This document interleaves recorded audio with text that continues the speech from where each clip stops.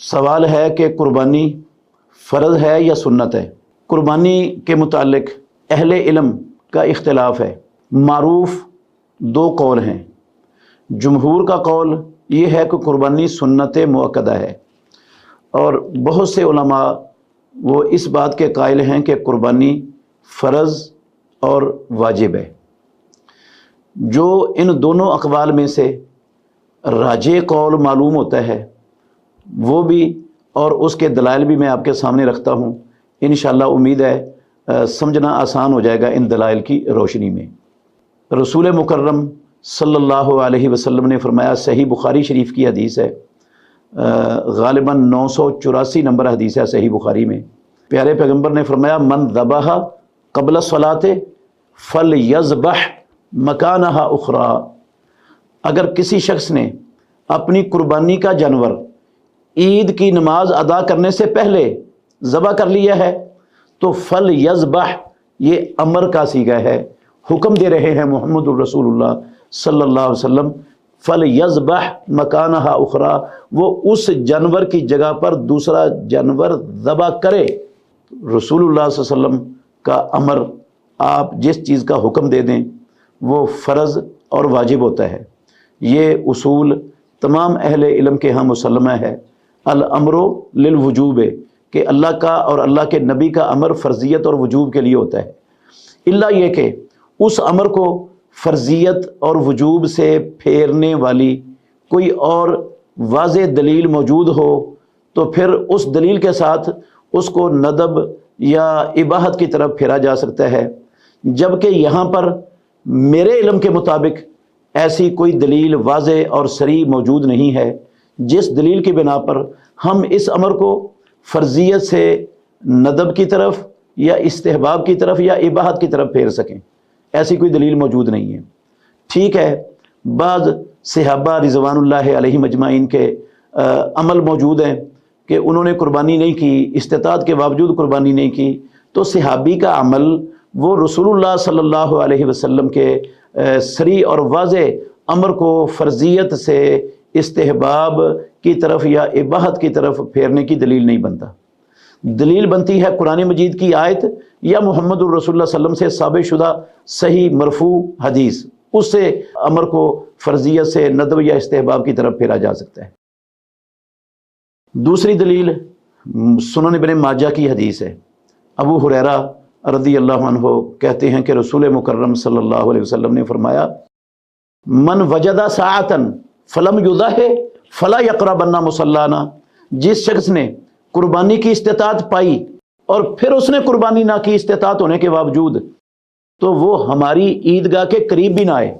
रसूल मुकर्रम सल्लल्लाहु अलैहि वसल्लम का ये फरमान हसन दर्जे की सनद है। इसकी अल्लामा नासरुद्दीन अलबानी रहमतुल्लाह अलैह ने इसको हसन करार दिया है। इसी तरह अब्दुल कादर अल अर्नाऊत हैं, शुएब अल अर्नाऊत हैं, इमाम नववी शारे मुस्लिम, उन्होंने भी इसको हसन करार दिया है। हाफ़िज़ बिन हजर रहमतुल्लाह अलैह ने भी इसके हसन होने की तरफ इशारा किया है। तो बड़े बड़े मुहक्किकीन ने इस हदीस पर मरफूअन हसन होने का हुक्म लगाया है। कुछ लोग इसकी सनद पर एतराज़ करते हैं। अगर उनके एतराज़ को अहमियत दे दी जाए तो मौकूफ़न हज़रत अबू हुरैरा रज़ी अल्लाहु अन्हु का ये कौल, ये इसमें किसी को इख्तिलाफ़ ही नहीं है कि ये उसकी सनद सही है, वो साबित है। और सहाबी का ऐसा कौल जो जिसमें अकल और क़ियास का दखल ना हो, वो हुक्मन मरफू शुमार किया जाता है। तो ये हुक्मन मरफू फिर भी बन जाती है। अगर इसको अबू हुरैरा रज़ी अल्लाहु अन्हु का कौल भी मान ले, मरफू ना भी साबित शुदा समझें, तो हुक्मन मरफू बन जाएगी। और हुक्मन मरफू तमाम अहले इल्म के नज़दीक हुज्जत और दलील होती है। अब देखें ना, वो हदीस जो आती है, मैं मिसाल दे रहा हूँ कि जिसने इशा की नमाज के बाद एक सलाम के साथ 4 रकतें पढ़ी, वो ऐसे है गोया उसने लैलतुल क़द्र में 4 रकतें अदा की हैं। तो जैसे लैलतुल क़द्र में 4 रकतें अदा करने का अजर व सवाब है, वैसे इशा की नमाज के बाद एक सलाम के साथ 4 रकतें अदा करने का अजर व सवाब है। अब ये मरफू जो अहादीस है ना, उन सब के अंदर कलाम है। कोई भी मरफू हदीस सही सनद से साबित नहीं है। البتہ موقوفات کوئی 4 یا 5 صحابہ سے ان کے اقوال ثابت ہیں، تو تمام اہل علم، علامہ ناصر الدین البانی بھی، پاکستان میں بھی کئی جید علماء، سب کے سب اس بات کے قائل ہیں کہ یہ حکماً مرفوع ہے حدیث، اور اس پر عمل ہو سکتا ہے، کیونکہ اس میں عقل کا اور قیاس کا کوئی دخل نہیں ہے۔ ایسے ہی یہ جو ابو ہریرہ رضی اللہ عنہ والی حدیث ہے، میں نے تو کہا ہے کہ یہ مرفوعاً حسن سند سے ثابت ہے، اور کئی محققین کے اقوال بھی میں نے ذکر کر دیے ہیں۔